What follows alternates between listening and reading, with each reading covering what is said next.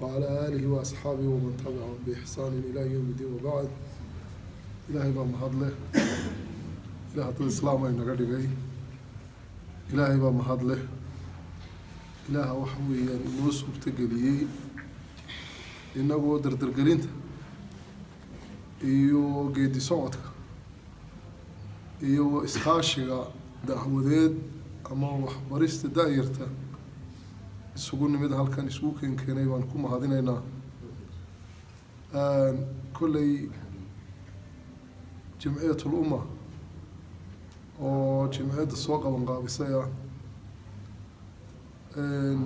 dowladan macallimiinta madaariska loo qabanayo kuna saabsan iskaashiga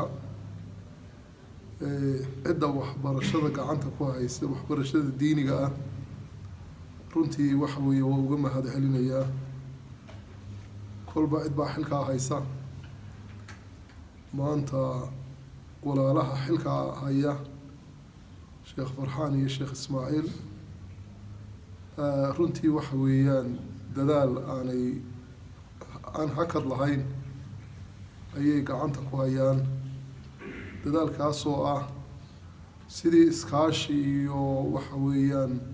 aqoon kororsiba loogu sameyn lahaa dalladda ama jimciyadda macallimiinta iyo madaariska xubnaha ka ah iyo kuwaan ka ahaynba kolley hadalka waxaan kusoo ururinayaa hal arrin baan doonayaa inaan si qoto dheer ama si mugle inaan idinkala hadlo aanun hadalkeedana badinayn arrintaa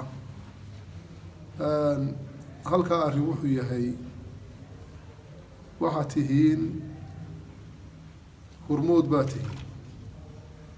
waxaad tihiin barayaal waxaad tihiin dad waktina u haysta maanta awoodayana inay gaadhsiiyaan dadka waxbarashada goobaha waxbarashada u jooga runtii waxaan odhan lahaa ee kelmadda aan sida qotada dheer ka cabiray maanta muhiimad dheeraada ha idiin yeelato dadkeenna maanta duruufaha kala duwan ee diineed ku sugan inaad wax gaadhsiisaan oo aad diintooda bartaan oo waxa weeyaan aada guud ahaan gaar ahaana aada maanta meel adag bay taagan tahay waxay meel adag ku taagan tahay maanta bulshadeenniyo aqoonta diineed xoogaa hooseyso iyo bulshadeenii oo ay ku socdaan dhaqamo iyo afkaar aada diinta uga fog kuwaasoo ama usoo maraya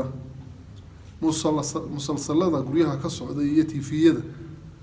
ama usoo maraya internetada iyo waxyaabaha mobilka lasoo gelinayo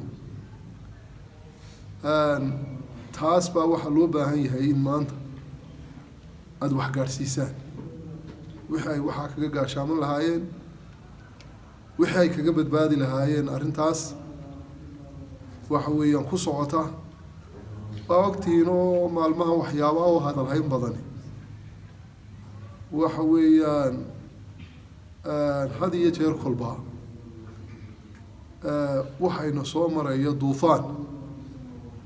duufaankaasoo waxa weeyaan ama akhlaaqiyaadka haddii uu sidaa ku fulo burbur ku keenaya ama waxa weeyaan diintaba dhaawac weyn ku ah oo islaamnimaduba ay maxay ahayto aanay sugnaanayn haddii waxaasoo kale uu meel maro runtii ummadda inuu dhow arrinkaas meesha lagu hayo iyo inka fogba inta af soomaaliga ku hadashaa way kasoo falcelisaa runtii sida saxda ah ee loo baahan yahay ee ummad diinteeda iyo dadnimadeeduba ay ku jiraan ayay maxay ahayto u bildhaamiyaan markaa ta hadalkayga gundhiga u ah ee aan mar labaadna idinku celinayo waxa weeyaan yaanay idiin samaynin in maxaa dhahdaayey isu aragtihii inay maxay ahaytoy ay wax wada wadaagaan yaanay macno badan idiin samaynin laakiin macno badan haydiin samayso in waxa weeyaan aada badbaadisaan bulshadeena maanta oo caqiidadeeda aada dhistaan oo waxa weeyaan aqoonteeda diineed aada bulshadeena maanta dhistaan waxay kaga gaashaantaan duruufta maanta lagu jirana aada gaadhsiisaan waxyaabaha aadka aan uga yaabay ee waxa weeyaan dareenka gaarka igu abuuray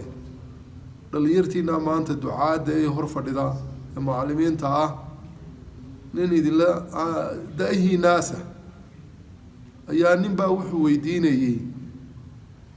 maxaad ka taqaanaa buu ku yidhi malaha qof heesa buu weydiiyey saan is yidhi aanu ma kala aqaan dadkee maxaad ka taqaanaa buu yidhi hebel waxaan ka aqaanaa buu yidhi waxaa iyo waxaasoo maxaad ka haysaa buu yidhi heesihiisa taa iyo taasaan hayaa buu yidhi oo kolkaasuu heesihii ka mid oo inay af soomaali tahay iyo inay af kala tahay baan kala garan waayey ayuu akhriyey u qaaday qur-aanka maxaad ka taqaanaa bal aayad kursida akhri buu yidhi wuxuu ku yidhi iskuma fiicnin buu yidhi qur-aanka subxaana allah hadduu sidaa u garanayo waa gaalnimo cad ninka yidhi heestana waan tirinayaa weliba wax inuu af soomaali yahay iyo inaanu af soomaali ahayn aniga shakibeygaga jiro yidhina maxaa dhahdaa markii qur-aanka aayad kursida akhri bay ahayd ma iskuma fiicnin buu yidhi dee qur-aanka ninkaana isku fiicnayni ma muslim ba sidaa waxa weeyaan hadduu u garanayo waxay noqonaysaa arrimaha diinta lagaga baxo maanta waxaa loo baahan yahay kaasi jir ahaan wuxuu ahaa nin xoogan muuqaalkiisu wacan yahay ayuu ahaa hase ahaatee dee wixii afkiisa ka soo baxay wax munaasib ah oo qof muslima afkiisa ka soo baxa mu ahayn marka waxaan uga jeedaa oon tusaalaha ugu soo qaatay da-dii ku xigtay baad gacanta ku haysaan inaad wax bartaan baa la doonayaa diintooda inay gartaan baa la doonayaa si aanu iskuma fiicnin qur-aanka u odhan kaa kale soo koraya inaad ka gaadhaan baa loo baahanya hawshaasaad gacanta ku haysaan hawl yar maaha waa idinku og tahay maxaan dhahdaa ummaddu hadday tahay dawlad iyo hadday tahay maxaan dhahdaa dadka waxgaradka ah iyo culimaba idinkay idinku og yihiin in maxay ahayd tooy caruurtaa ama da-yarta aada gacanta ku haysaan ee diinta ku barbaarinaysaan in waxa weeyaan ay noqdaan waxa weeyaan kuwo akhlaaq ahaan iyo waxa weeyaan dhaqan ahaan iyo waxbarasho ahaan bulshada kuwa dhexdeeda tayo kule inay noqdaan baa la doonaya waxaa ogtihiin maanta marka bulshada la qiimeynayo waxa ugu sokeeya haddaan ka soo qaado inan haddii maanta meherad la geynayo oo meherad ganacsi oo shaqaaleynayo shuruudaha ugu horeeyo afka ka yidhaahdaa waxay noqonaysaa war qofkani qof diin lama yahay oo ammaano leh si kale haddaanu idhaha qof dhalinyartan wadaadada ka tirsan ma yahay baa la odhanaya ninkaasi haddii la idhaha maya ninkaas dib uga baxaya intuu kaa helayana qof ma shaqaalaysanayo waayo qofka maanta diinta wax ka garanaya waa qof ammaanadiisu sugan tahay ee ilaahay garanaya bini aadanka waxa u dhexeeya iyo waxa ilaahay u dhexeeya garanaya ayuu noqonaya qoys haddii la doono inkastoo waxa weeyaan ay waa qofku waa qiimeynaya gabadha ma guri moo joog ma tahay nin wadaada ma tahay oo waxa weeyaan dhowrsoon oo waa ku qiimeynaya dadka xayraamiinta ee habeenba meel iska seexda nina qoys kama dhiganayo dee qoys maba noqonaysaba oo waa waxa weeyaan dee hadday xataa qoys noqoto kala dambeyntaa lumayso waa dadkan kala shakisane passwordka kala qarsado mobilka ee waxa weeyaan laba isku haysta maxkamadda aad arkaysaa muxuu mobilkiisa iga ceshaday bas mobilkay ka doontay isna leeyahay maxkamad la isleeyahay badan